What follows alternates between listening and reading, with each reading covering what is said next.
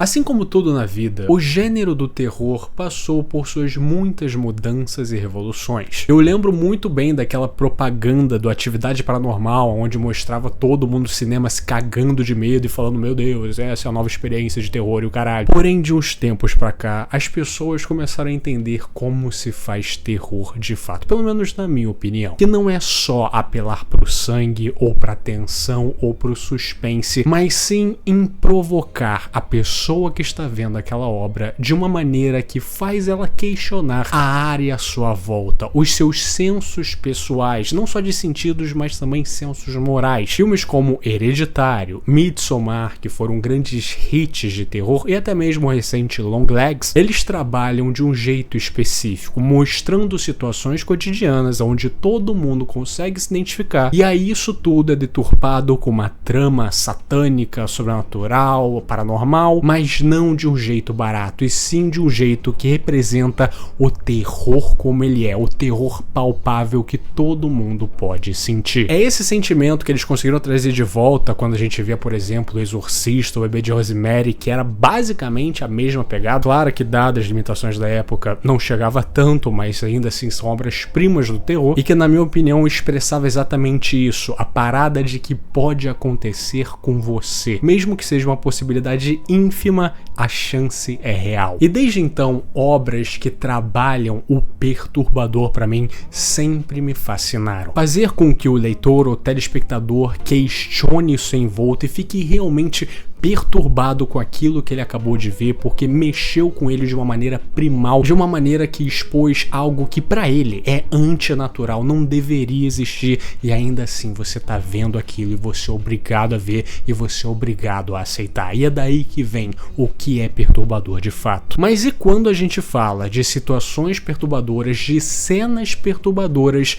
em obras que não se vendem como, por exemplo, obras de terror? O perturbador acontece quando ele mostra algo um pouco diferente do que você está acostumado, de uma maneira que mexe com seus pilares. Um filme japonês muito famoso por representar isso de uma maneira assim única é considerada a cena mais assustadora da história, que mostra uma mulher que seria um espírito indo até o protagonista, sendo que ela se move de maneira completamente irregular, e isso faz a gente quebrar. A gente espera que o monstro corra, ou pelo menos caminhe, mas ela faz isso do jeito errado, de um jeito errático, não humano, que a gente não consegue identificar, e tudo que envolve isso faz com que tudo seja perturbador. Então, quando a gente fala de situações perturbadoras em obras que não deveriam ter momentos assim, se torna mais perturbador ainda. E se existe um personagem que representou uma cena assim, é ninguém mais, ninguém menos do que Aki de Chainsaw Man. E pra gente mergulhar fundo nesse personagem e ver o que ele tem de perturbador, o que ele participa que tem de perturbador,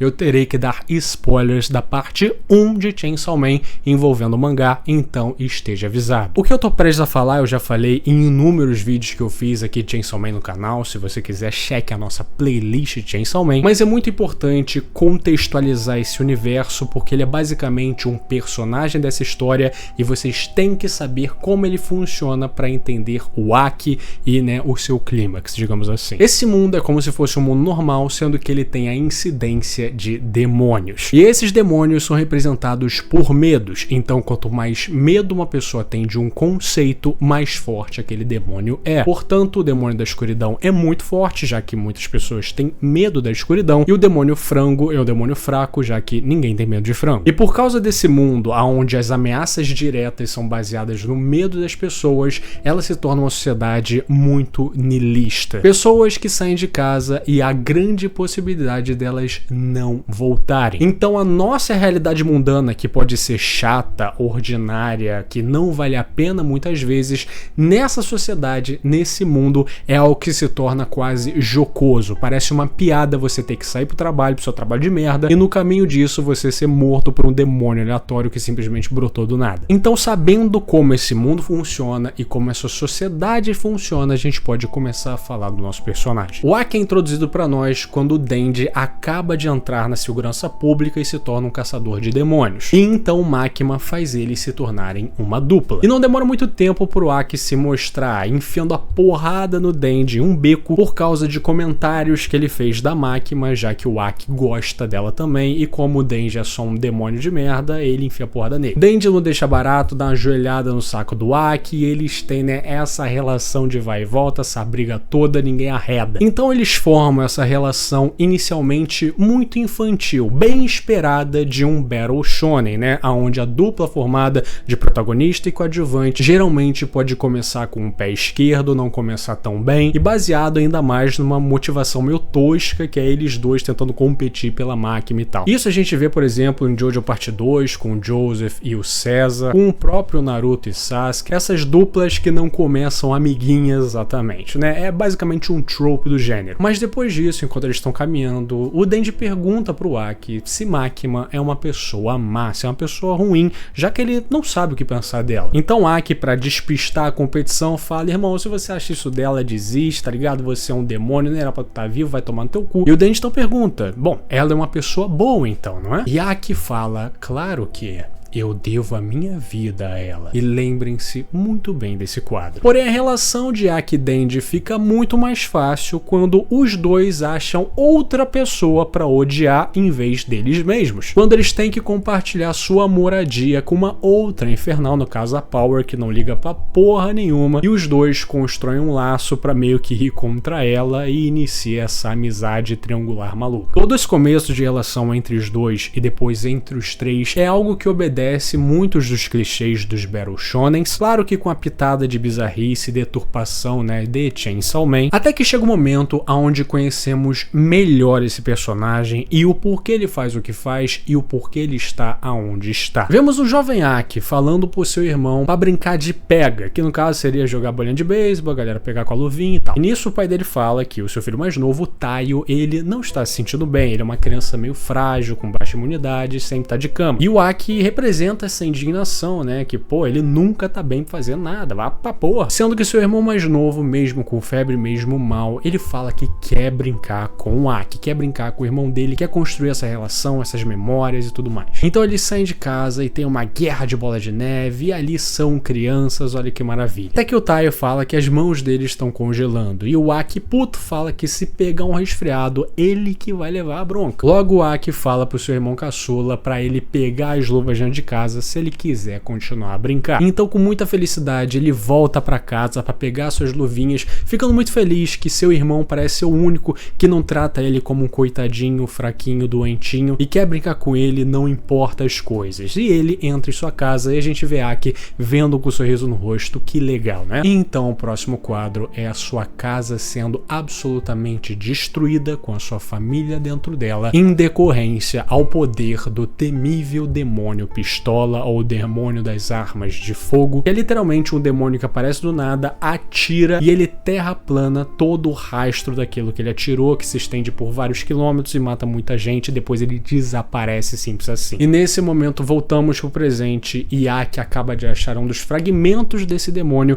e um outro demônio que eles acabaram de caçar. Conhecendo esse passado do Aki, nós percebemos que ele nada mais é do que um personagem que resume esse universo. Ele era um garoto normal que teve a sua vida capturada por causa da incidência aleatória desses demônios. E nada é tão repentino e tão destrutivo do que você perder a sua casa e sua família em literalmente um piscar de olhos. E é exatamente isso que é o mundo de Chainsaw Man, como eu disse. Você vive uma vida normal sabendo que existe uma probabilidade muito grande de você ser afetado por um demônio que vai revirar sua vida de cabeça para baixo e você só tem que aceitar. Nós entendemos então que é por causa disso que Aki entra na segurança pública, provavelmente foi nesse momento que ele foi recrutado pela Makima, que pegou ele na mão e fez ele, né, um agente, e desde então ele tem um desejo de vingança ardente contra esse demônio específico. Ele entrou nessa trama toda para um dia ter a oportunidade de matar esse cara e vingar sua família. Apesar do seu passado e da sua introdução, a gente começa a entender que o Aki, ele é só um cara que faz uma pose de durão, de um cara estoico, estoico e sério, mas na verdade ele é um dos personagens mais emocionais dessa série, um empata, alguém que se preocupa com os outros, e isso se torna conflitante para esse personagem que acha que ele perdeu sua vida e que agora ele só tem olhos para vingança. Ele se importar com os outros, ele gostar dos outros, ele se permitir ter emoções pode ser um obstáculo para o caminho que ele está trilhando. Mas esse personagem mostra que ele não escolhe sentir, ele simplesmente sente, é involuntário. Mesmo que esse mundo force ele a se fechar, a não ter relação com ninguém, para nunca se machucar, é como se ele se recusasse a essa realidade. Afinal, para realmente concluir uma vingança, você tem que sentir alguma coisa, você tem que sentir ódio daquilo que você quer se vingar, senão se você for só um robô, para que você vai se vingar, não é verdade? E a simpatia dele é bem visível com dois personagens em específico. A primeira sendo a Himeno, que foi a mulher que basicamente introduziu ele a esse mundo, era a dupla dele no passado, que mostrou como esse trabalho funciona e como sobreviver. Eles têm uma relação muito legal, de uma amizade muito grande, sendo que no arco do Homem Katana, Himeno lutando contra um demônio, ela simplesmente se oferece por inteiro para o demônio fantasma, o demônio que ela tinha contrato. E quando ela está prestes a morrer, ela vira para Aki e fala o seguinte: você não pode morrer, porque eu quero que você chore por mim quando eu morrer. Então Aki é obrigado a ver sua melhor amiga, sua instrutora, sua veterana desaparecer na sua frente. Então a gente vê o quanto ele sente essa perda depois, né, que ele tá no hospital se recuperando, e ele lembra da Himeno, que foi uma mulher que também apresentou a vida adulta a ele, né, fez ele fumar, por exemplo, e tudo mais. E lembrando disso, sozinho no seu quarto, ele não consegue segurar e se retorce chorando, ele deixa as emoções fluírem, afinal ele não consegue contê-las, né? Parece que essa é a fraqueza desse personagem. Sendo que vários capítulos depois o Denji consegue capturar o Homem Katana, que fazia parte da organização que levou à morte da Himeno, e querendo torturar esse candango, ele fala que ele vai iniciar um torneio de chutar as bolas dele infinitamente, do jeito, né, que o Denji é, né? Ele é esse garoto maluco, ele faz o que ele quiser. Então Aki, vendo isso, fala que a Himeno não ficaria feliz com uma coisa dessa, de eu participar disso, mesmo esse cara estando envolvido na morte dela. Mas então corta a cena e é Aki e Denji, né, estourando as bolas desse cara e fazendo isso como se fosse uma brincadeira de criança. E Tatsuki Fujimoto desenha o Aki aqui de uma forma muito infantil. Ele não tem mais aquele rabinho de cavalo e aquela expressão séria. Aqui é como se ele fosse uma criança junto com o Denji. Então, mostrando os dois se divertindo demais enquanto fazem isso, ele pergunta: Himeno, consegue nos ouvir aí do céu? Esse é o nosso requiem pra você, enquanto o cara chora de dor. Eu simplesmente adoro essa cena porque ela mostra o que Chainsaw Man é em diversos momentos. Ela é uma obra com muita comédia, mas são essas cenas que parecem mais cenas de comédia, cenas engraçadas, cenas até mesmo que não fazem muito sentido e que escondem um subtexto, uma mensagem que é simplesmente poderosa demais. Esse é o momento onde Aki se permite se despedir da Himeno, dar adeus de fato. Afinal, ele não conseguiu fazer isso enquanto ela estava morrendo. Além de que é um ato emocional, um ato que mostra o quão infantil ele é. O jeito sorridente, ensolarado e gentil que a Himeno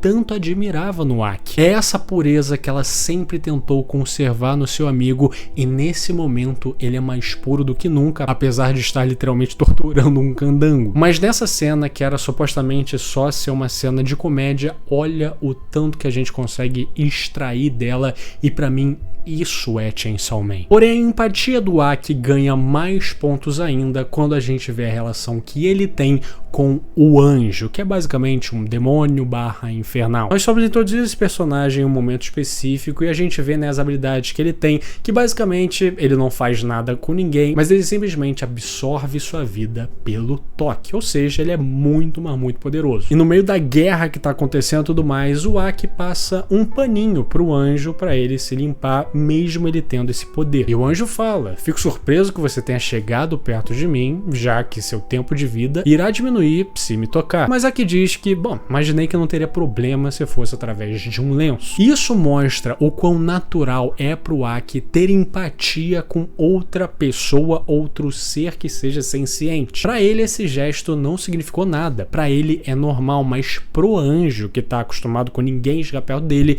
isso literalmente significou o mundo, ver um humano sem medo de se aproximar. Tanto que a próxima cena é o inimigo tentando atirar neles e o anjo protege o Aki com as suas asas, retribuindo a gentileza. E depois, no arco da Reze, o anjo se torna uma dupla temporária com o Aki. Em um momento onde eles estão vendo um demônio em sofrimento e o Aki fala pra simplesmente tocar nele e vai acabar com a vida deles de maneira indolor, ele diz que, bom, eu sou um demônio antes de ser um anjo, eu acho que os humanos deveriam sofrer em sua morte. E Aki admite: não dá pra fingir que eu consigo me dar bem contigo. Porque o Aki despreza completamente qualquer demônio. Mas com Dendi e Power, que forçaram ele, a aprender a conviver, ele começa a ter muito mais empatia por esse tipo de criatura. Mas ainda assim, como eu disse, ele gosta de manter a pose. Porque essas falas logo são quebradas quando o Reze e o Dendi estão lutando e o anjo tá prestes a ser levado para a morte certa e Aki segura a roupa dele. Então o anjo diz: cara, se eu morrer eu tô de boa, quer dizer que a minha hora chegou, tá tudo bem,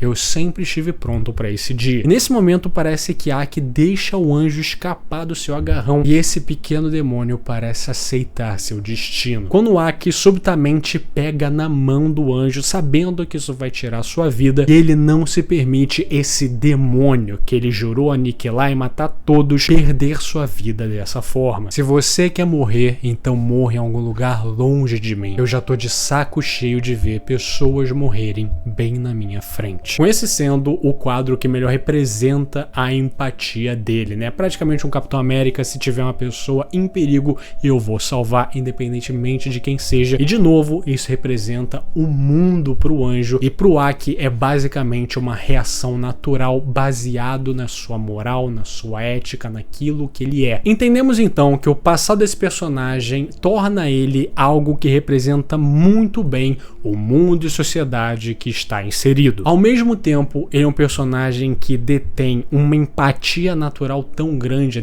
uma vontade de fazer aqueles que se importa feliz, de salvar os outros em perigo, e ele não se permite sucumbir a essa realidade escrota que ele foi levado a acreditar que assim é desde a sua infância. E sabendo de tudo isso, chegamos no momento. Depois da morte da Himeno, o Aki procura mais força e então ele é introduzido ao demônio do futuro para formalizar um contrato. E esse demônio fala que o contrato será o seguinte: deixe-me morar no seu olho direito e se fizer isso, eu te empresto a minha força. E a única coisa que eu quero é ver o seu futuro, porque nele você vai morrer da pior forma possível. E esse contrato que o Aki formaliza com o demônio do futuro é algo que eu lembro que era muito teorizado na época. As pessoas falam: caralho, o que vai acontecer? Como o Aki vai morrer? E se isso vai se concretizar de fato? Afinal, por mais que Chainsaw Man seja um Battle Shonen bem diferente dos demais, dos clássicos, ainda assim as pessoas duvidavam, caralho, o Aki, um dos coadjuvantes, será que ele vai morrer mesmo? Isso aqui ainda é Shonen Jump, não é verdade? Depois de inúmeros eventos, inúmeras ocasiões, nós vemos o laço inquebrável que esses três formalizaram entre si: Power, Dendi e Aki. Por mais diferentes que sejam e por mais horríveis sejam as circunstâncias que eles se encontraram, ainda assim, agora os três podem se considerar melhores amigos. E em determinado momento, Aki se encontra com o Kishibe, que é um dos maiores agentes da segurança pública, e ele fala que agora tá tudo bem. O Dendi me obedece, a Power parou de jogar os vegetais, mostrando,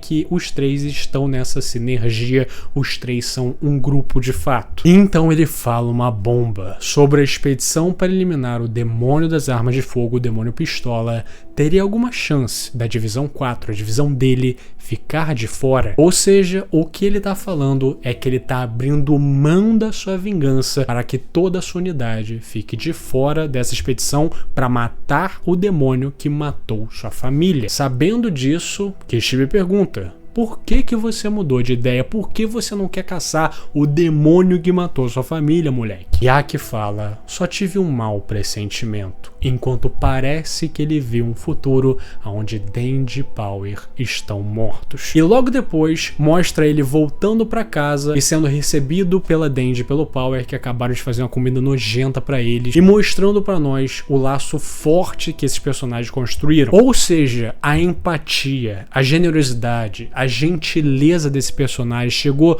num nível tão grande que ele simplesmente abre mão da sua vingança para ter certeza que os seus amigos que ele construiu, que não importa que são demônios que ele jurou destruir um dia, ficarão vivos e junto dele. Isso é um nível de iluminação, de evolução, de maturidade que personagens percorrem um mangá inteiro para chegar nesse ponto. E o Aki, de uma maneira completamente pura, coloca os seus amigos acima de uma vingança que ele tá literalmente a sua vida inteira atrás. Sendo que aí a merda começa a se dar, quando o Makima fala que ele não precisa ir na expedição, porém Power e Dandy terão que ir. E vendo que os dois realmente vão, ele pede pra Makima pra se juntar à operação, porque ele sabe que sozinhos eles vão morrer, e se a gente vai morrer, que seja todo mundo junto. Então depois é revelado pra nós o porquê o Aki tá tão reticente em ir nessa expedição, porque o futuro horrível que o Demônio do Futuro vem falando há muito tempo é que Aki e Power serão mortos pelo Dandy. Esse é o futuro, e é assim que o Demônio falou que o Aki iria morrer, né, de uma maneira mais fodida possível. E aqui eu tenho que aplaudir de pé de novo o quão bom Tatsuki Fujimoto é em criar esses mistérios,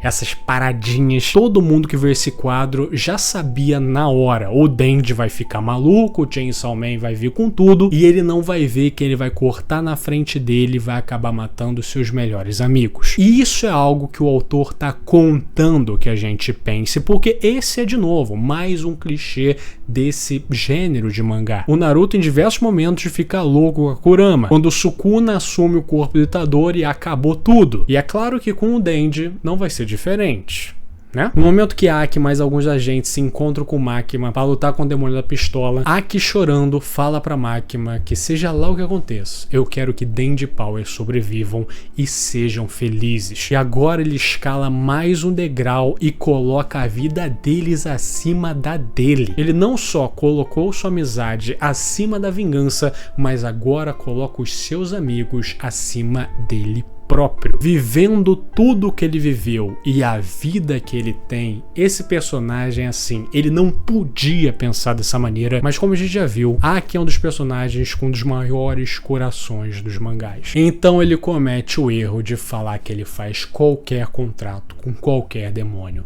Por favor, me ajude. Então Makima finalmente mostra as suas garras e pergunta se nesse caso ele gostaria de fazer um contrato com ela. Se você se entregar completamente a mim, eu lhe darei força. Então obriga ele e mais alguns agentes, inclusive o Anjo, a todos participarem do seu poder do controle para acabar de uma vez por todas com o demônio pistola e o demônio armas de fogo. Lembra daquele quadro do Aki falando que a Makima salvou a vida dele, que ele deve a vida a ela? Parece que no fim foi um pouco mais literal, com a gente vendo que a empatia do Aki se comprovou como realmente sendo a sua maior fraqueza. Empatia inevitavelmente gera ingenuidade. E por um breve momento ele se abriu demais diante de um demônio. E infelizmente não são todos os demônios que você pode empatizar. Então do nada, Dandy e Power recebem um telefonema da Makima falando que o demônio das armas de fogo apareceu do nada e falhamos em derrotá-lo.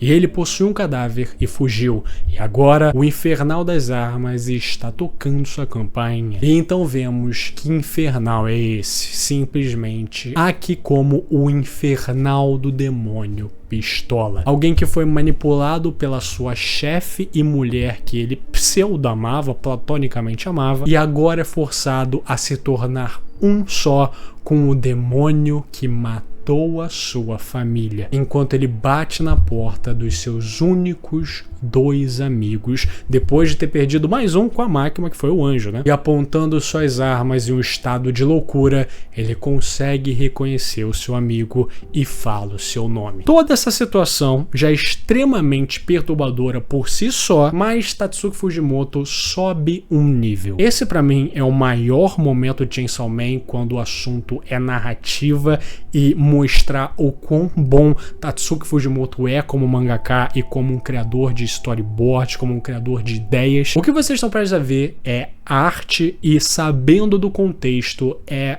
uma das cenas de terror mais bem feitas da história. Porque quando o Denji pergunta para essa criatura como ele sabe seu nome, nós vemos como o Aki se vê de fato, como ele era quando criança. E então, olhando para sua mão, ele percebe que tem uma bola de neve e, como uma criança feliz, sorridente, grita que agora é guerra. Sendo que a sua bola de neve, na realidade, explodiu o apartamento do Denji e ele no meio. Com a gente vendo o que na realidade está acontecendo, com o Aki infernal virando suas armas para os seus 2 melhores amigos. Tudo parte do plano de Makima, mais uma vez manipulado. Então, no meio da disputa contra o Denji, ele vira para trás e vê um casal no chão com medo da explosão que eles acabaram de ouvir. Só que na mente do Aki criança, eles parecem ser mais pessoas querendo brincar. Então ele simplesmente joga uma bola de neve no casal, mas que na realidade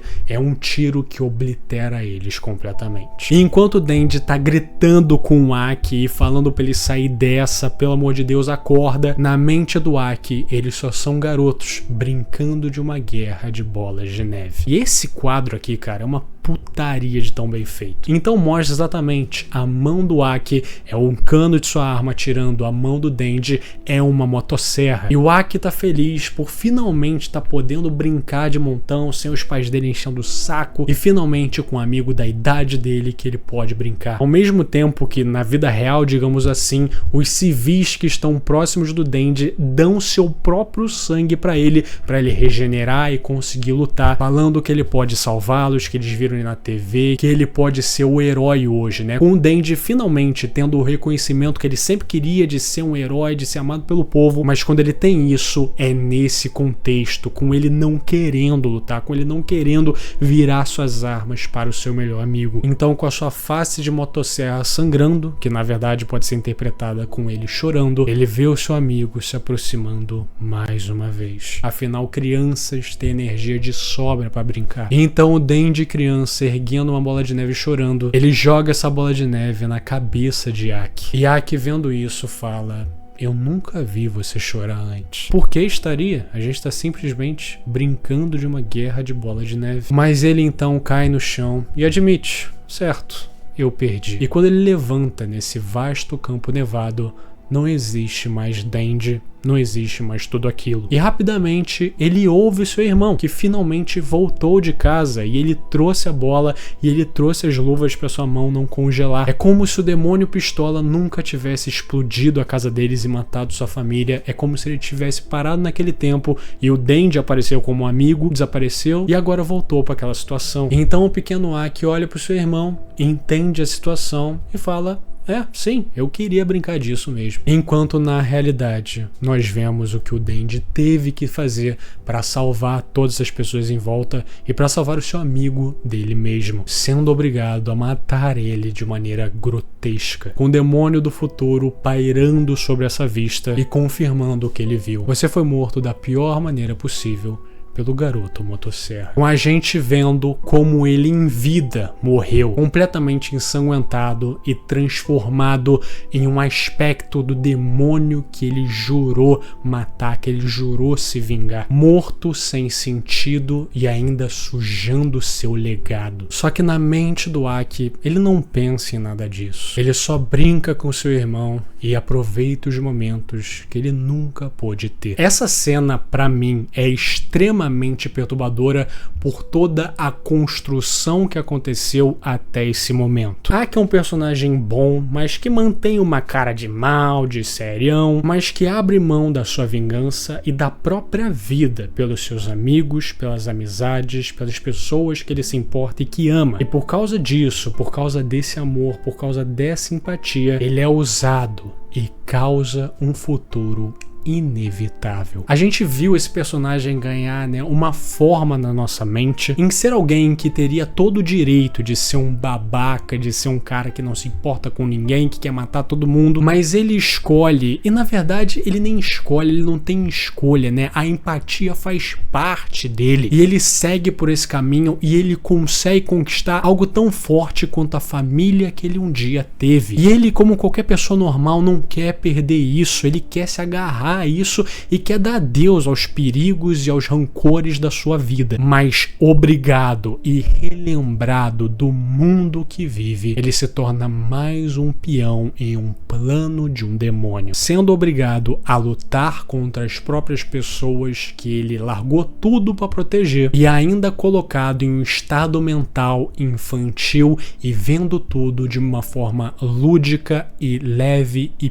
pura, não sabendo que na realidade ele tá matando todo mundo e pisando em tudo que ele um dia foi. Sendo que o seu final é amargo, porque tudo bem, ele morre de uma maneira completamente perturbadora, mas no fim, pelo menos, a gente vê que a sua consciência, a sua alma está livre da merda que esse mundo e sociedade é. Ele finalmente teve paz. E um aspecto que deixa essa cena mais perturbadora ainda, lembra daquilo que eu falei, né, do Requiem pra Rimeno, do Denji, do Aki chutando a bola daquele maluco, mostrando o resgate dessa pureza, né, do resgate à infância, e fazendo isso finalmente se despedindo da sua amiga, né, passando a página, crescendo. E aqui essa pureza, esse resgate à infância é completamente deturpado para uma situação completamente assim, fora dos trilhos. O que Tatsuki Fujimoto conseguiu fazer nessa cena aqui, meu irmão, é de dar calafrios, é muito pior e muito mais fodedor de cabeça do que qualquer cena de um filme de terror que eu já vi, porque um filme de terror trabalha a tensão, trabalha o suspense, mas querendo ou não, você já sabe o que esperar, você sabe que pode ter uma parada que vai te fuder, mas você entrou nesse filme sabendo que isso poderia acontecer. Em Chainsaw Man, e principalmente no final da parte 1, a gente não assinou nenhum papel que ia fazer que a gente realmente ficasse na merda vendo essas cenas, mas elas acontecem e elas são muito pesadas, ao mesmo tempo que muito, mas muito bem feitas. Pra mim, é a genialidade de Tatsuki Fujimoto no seu auge. O homem estava inspirado para fazer esse final. Em suma, Aki é um personagem incrível, uma criação e desenvolvimento sem igual, ainda mais em um gênero que precisa de personagens mais ousados e corajosos na sua construção. Chainsaw Man é uma baita obra e eu acho que uma das suas principais características é exatamente isso, né? Esse aspecto do cavalo de Troia. Ela se vender como um battle shonen meio edgy, meio dark, que nem Jujutsu Kaisen, que nem Demon Slayer, que apela muitas vezes pra comédia, pra momentos de duplo sentido e que do nada você recebe inúmeros socos na barriga com uma das melhores demonstrações de sentimentos, de realidade, de gêneros dentro de próprios gêneros conversando, realizado de uma forma singular por esse autor genial, na minha opinião. Com a jornada de Aki representando exatamente isso, né? Não só o quanto essa obra é boa, mas quanto a criação e desenvolvimento de personagem desse autor é melhor ainda. Um personagem com um final perturbador e simplesmente maravilhoso. Se você chegou até aqui, meu muito obrigado. Lembre-se sempre, curta, comenta, compartilha e se inscreva no canal, isso me ajuda demais. Se tiver pelo seu lado, dê uma hypada para ajudar o guri. Um agradecimento especial para o Alisson Rodrigues, Guaxinim Gamer, Buruburu, O Gugas, a Rosca dele, Vanilson Silva, Retroblaze, Bigode Orei, Maria, Gustavo Onda, Matheus Santos, João Pedro, João Oben, Pedro Juqueira, Pedro Corredor PL, Rafa, Gabriel Franco, João Vitor, Volknar e o Kaká Maguiz, Cadeia Baixinhos, Renan Correia, Tico Mia, Ria Benedito, Ibúrio, Indialogável, Togers, Fábio Luiz, Victor Moser, Jean, Gustin Guelk, Gabriel Zardo, Frosty, Saki, Giovanni Vaz, Guilherme Cruz, Jonas Fagundes, Madrugabi, Matheus Sarraf, Feceu, Saulo Rodrigues, Matheus Siqueiro, Guilherme Xavier, I Love Blondes, Quebra-Cabeças, Project Watch, Analítico, Goiaba 2202, Hipnos 11, Devens, Vinho de Vozes Amargas, Killer, É Verdade, Pedro Rodrigues, Vitória, Toxic, John Vector, Davi Martins, Isalon, Worth, Gabriel Rachadel, Meu Nome é Jorge, Esther Drovande, Manjobão, Catraca, Makoto Fandante, Branco Júnior, Richard K, Pesadelo 515, Teus 7, Paulo Vitor, Rafael Ribeiro, Yalin Rabei, Gabriel Fraga, Philips Morgan, Pixel Z, Iride, Dimitri Alves, Abílio Rua, Gabriel Rodrigues, Kaique Alexandre, Jackson D, Ângela Cavalcante, Igor Pereira, Maurício Vieira, o Giro Kimimami, Yuri Fukuda, o Afen, Caio Dutra, o Jardina Jesus e as Árvores Somos Nozes, Ierude, Pai de Dois Gatos de Smoke, Pepoca, o Ev, o Fluminense, Cowboy do Espaço e Igor Viana. Eles são os membros do canal, muitíssimo obrigado pelo seu apoio, vocês são fodas demais. E se você quiser ser que nem esses paladins do Inferno de Dante, considere ser um membro também. É uma coquinha e uma cervejinha que você deixa de beber no mês, então assim, se tiver sobre sua carteira, por favor, considere. Tchau, tchau!